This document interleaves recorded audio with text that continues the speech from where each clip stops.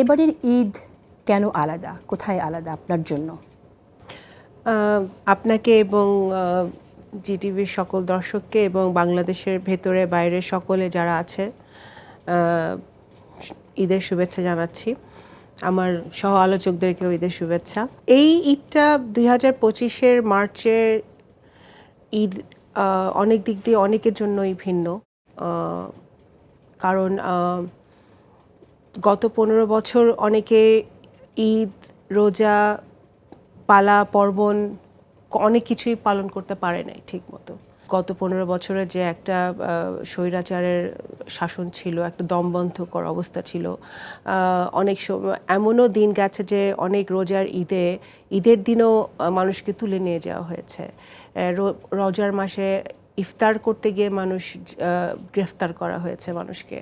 তো সেই জায়গা থেকে আর খুন গুম এগুলো তো সকলে জানে যে এত কিছু পার করে আমরা এসেছি। আর বিশেষ করে গত বছরের জুলাই আগস্ট মাসে যে আমাদের ছেলেরা জান দিয়েছে, সাধারণ জনগণ প্রাণ দিয়েছে, বিভিন্ন শ্রেণী পেশার মানুষ এই গণতন্ত্রের জন্য, এই কথা বলার অধিকারের জন্য একটি মুক্ত বাতাসে নিঃশ্বাস নিব, নিজের কথা নিজে বলবো, এবং সেজন্য আমাকে মামলা খেতে হবে না, জেলে যেতে হবে না, আমার ফ্যামিলিকে অত্যাচার করা হবে না।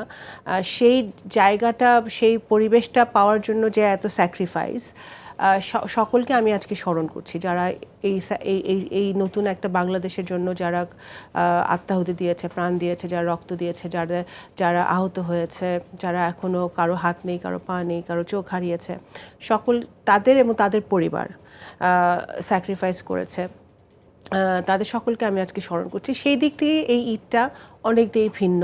একটা আশা আমাদের মধ্যে আছে যে এখন সময় এসেছে সকলে মিলে দেশটা গড়ার।